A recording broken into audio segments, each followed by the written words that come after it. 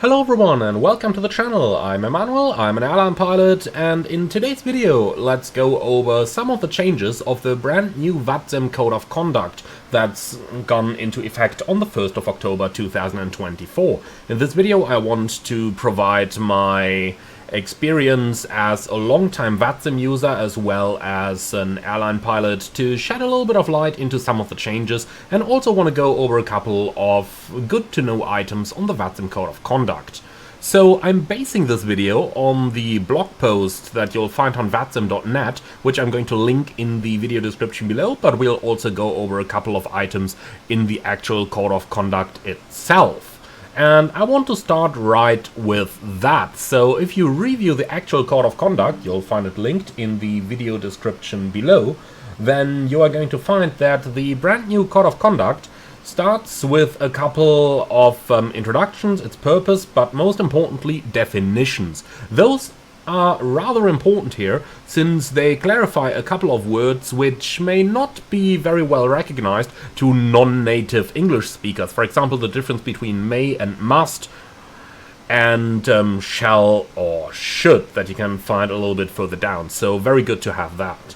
Now let's go ahead and start with a couple of the basics. So as the first change, you must provide truthful information, so that includes, for example, your names, but also providing truthful information to VATSIM staff. Now, why is that important? Well, a couple of people did log on using incorrect names, and they have clarified that this is not allowed over here. Now, the second change is probably the largest change that I've recognized with the new Code of Conduct, and that is that the use of the guard frequency 1 to 1.5 is now permitted in line with real-world procedures. Now, that whole topic, usage of guard frequency, is actually so large that I'm going to do a separate video just about it, but just to clarify for now, you should monitor the international emergency frequency 1 to 1.5 at all times. Now, how do you do that? Well, inside your aircraft, use your second radio set. So by default we transmit on VHF left, and then VHF right is used for the guard frequency. Tune that one to 1 to 1.5, set that active, and make sure that you're actively monitoring that frequency. This is rather important because air traffic control might now call you on that frequency. More details on that in a separate and dedicated video. So now let's go on with a couple of further changes that have been introduced with the new Code of Conduct. And I'm going to deal exclusively with the pilot's Code of Conduct over here, because that is the most important. Now, when a pilot connects on the ground on a location where another aircraft is already, I'm sure every one of you who's flying in VATSIM has had that already, the new Code of Conduct explicitly requires the pilot who connected second to disconnect now. For example, there have been situations in the past where people connected and then were asked by the guy who's been on that gate previously if they could change the gate, where people said, well, but I'm boarding already, this would interrupt GSX. Yep, that is definitely a reason that I can absolutely understand, but you are now required to change your gate then. Well, in the best case, of course, you're going to avoid accidentally connecting on such a gate in the first place. How can you do that? Well, have a look at this. When you are connecting to the network, the easiest way of avoiding a connection into another pilot is by ticking that little connect in observer mode box, and then connect as an observer first. Change over to the outside view to ensure that there is no other aircraft anywhere around your position, because depending on the type of airplane, if you're just sitting in the cockpit, you may easily miss seeing another aircraft. And if you're sure that your position is free, disconnect again, remove that little tick box, and then connect as a standard pilot. If you're following this procedure, remember that air traffic control will not be able to see you on their scope, so if you ever talk to an air traffic controller who says that he just really can't find you, then check if this little box is actually ticked or not. So, this little box also comes in useful in another of the new changes, that is when you are connecting in the air, you also have to check that your lock-on does not impede with any other aircraft. So when you're in the air, you have disconnected for some reason and then you're reconnecting later on. Make sure that you connect as observer first, check for traffic around you. If there is nobody immediately around you, then you can lock on as an actual pilot. Now, in what kind of situations do you actually impede another user? Basically, VATSIM normally uses 10 nautical miles in between two aircraft on the handoff to another controller. And in my experience, if you are at least 10 nautical miles from the next aircraft, then you are normally good. Now, the exact radar separation minima does vary per region in which you're flying. For example, in Europe, in lower airspace, it's normally 3 nautical miles, in upper airspace, 5 nautical miles. In Africa, you can have up to 100 nautical miles, depending on where you are and how good the equipment is. So those distances really do vary. In my opinion, best thing to do is just to lock on as an observer, check for traffic around you. If the area within 10 nautical miles and plus minus 1,000 feet is clear, then you can lock on as a normal pilot. But this is not legal advice, so this is just my personal experience here. Now, what's also new in the new Code of Conduct is that they have confirmed or clarified the section about unattended connections, and it is explicitly allowed for pilots to step away briefly while under air traffic control, but you need to obtain the controller's permission. And here's something that I keep hearing on the VATSIM network, and that is pilots just informing the controller that they are leaving for a certain time, like Emirates 706, we're leaving the flight deck for 2 minutes. You can't do that, you gotta request it. And if the controller permits it, then you can leave the flight deck. If not, then you can't. But overall, the maximum limit here is 30 minutes, and you gotta abide that limit, so you can't leave for more than 30 minutes. Of course, what you can do is to leave for 30 minutes, then come back and ask if you can leave for a little bit longer. That way you've been back in your flight deck, and then you can leave again. Now, what's also new over here is that the Code of Conduct explicitly does talk about the use of time acceleration or deceleration, since that is a topic that pilots are often rather unfamiliar with. That's the VATSIM Code of Conduct, section Bravo 9, and I can really recommend you, especially if you're flying long haul, to read that. So a pilot operating their simulator using acceleration or deceleration functions must continuously monitor their connection and ensure that they do not cause disruptions to other account holders. That most certainly means you must not fly into anyone else.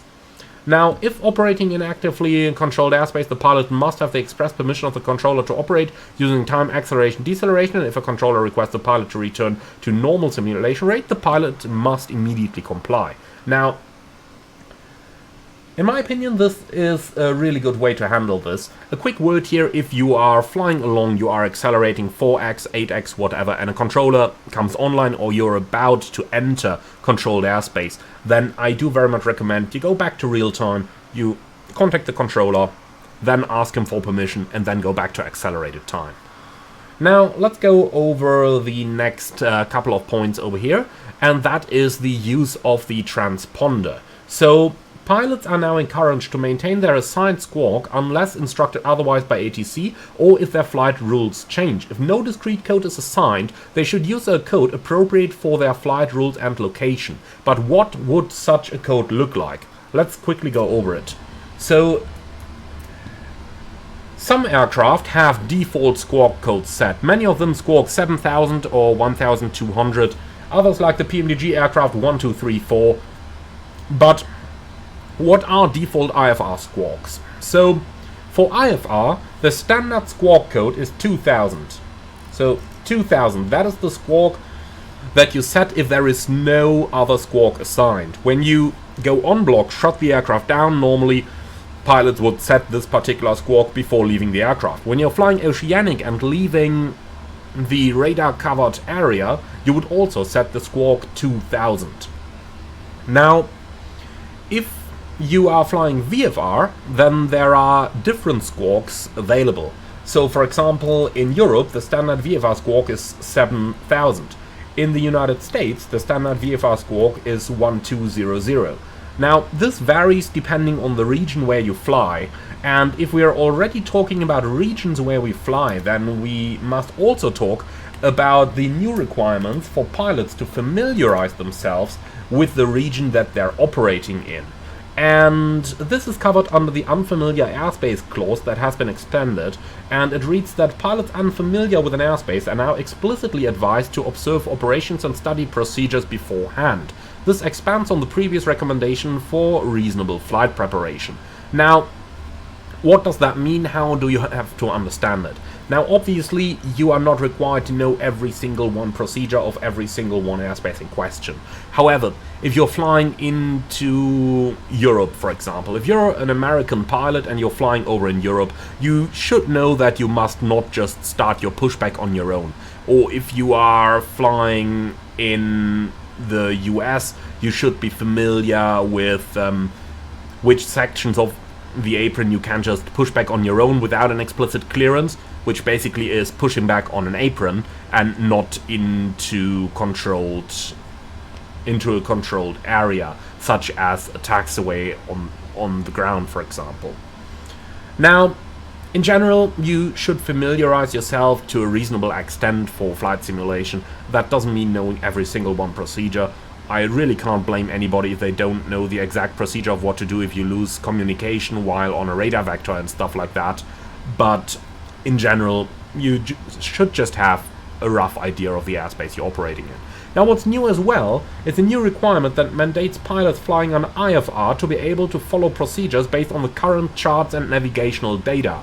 That means you are required to update your IRAC nowadays. Now, just in case you don't recall, for example, on the PMDG 777, you can do that right down here in the electronic flight bag.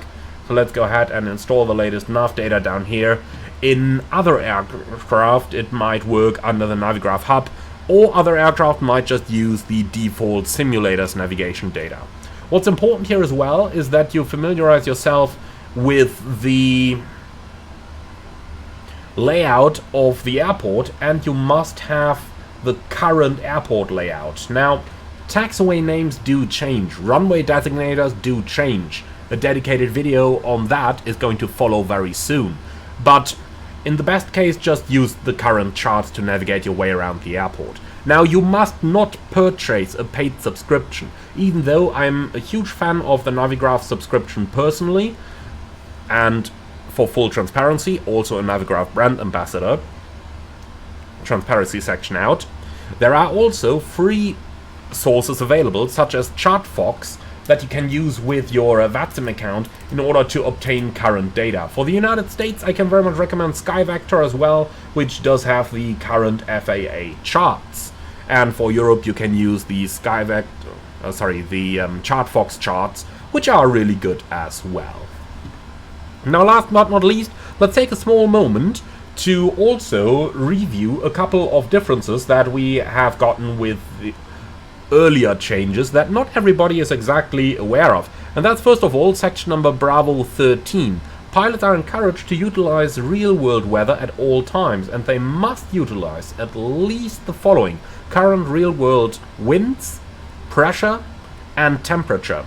Now, winds and pressure may seem rather logical, but the temperature plays a huge role in your altitude measurement, and Microsoft Flight Simulator does simulate the temperature correction to a certain extent. So if you fly at a different than realistic outside air temperature, then you will pop up at incorrect altitudes for other pilots. Now, what's also really good to understand is the following: that Bravo 8 Charlie, a pilot shall be expected to promptly comply with basic ATC instructions that are applicable to their flight rules. Now, the following is basically most important for IFR, and that is, of course, holding a position on the ground at an airport, so you must be able to taxi properly, flying a speed, heading, altitude or flight level, and approach to land either visually or flying an accepted instrument approach procedure. Now, what's new behind that, or new in terms of hasn't existed for the last 10 years, is that when you're flying IFR, you must be able to fly a cleared route by use of navigation aids waypoints and fly to unplanned navigation aids and waypoints when instructed. A common mistake among VATSIM Pilot when you are getting a clearance to a waypoint that's outside your flight plan is that people just go into the FMS, they just go into the Lex page and start searching. If they don't find something, they just say, oh, I don't have that on my flight plan. That's not the correct way to do this. The correct way to do this, if you don't, or if you can't find that waypoint on your flight plan, is that you ask ATC to spell the waypoint, and then they must spell it using the NATO alphabet. So, for example, direct to waypoint ASCII would be direct Alpha Sierra Kilo India Kilo. And the way to fly there is then simply to enter that one in your Lex page, put it on the top, and then your aircraft is going to fly direct to that waypoint, regardless whether it is on your flight plan or not. Now, if you get a direct to a waypoint that's not on your flight plan, I personally recommend that you are going to search, for example, the approach charts of your next airport to see if the waypoint is on that. And if you just can't figure out where to fly after that waypoint, ask ATC. Confirm your routing after that waypoint, and then ATC will tell you something. For example, they might tell you to expect a radar vector, or they might tell you to resume a certain star after that waypoint. Now, last but not least, what is important here as well is the last point of Bravo 8 Charlie, and that is, when you're flying IFR, you must be able to fly a holding pattern. For that, I can very much recommend you my dedicated video on holding patterns, which you can find on the channel. So, that's about it for the new Pilot's Code of Conduct and for the most important things. Again, I do recommend that you occasionally review the full Code of Conduct. You will find it linked in the video description below.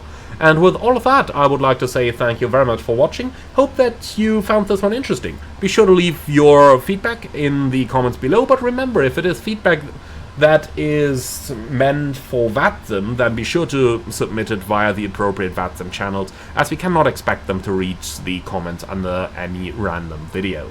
Thank you very much for watching, and I hope to see you all again on the next one.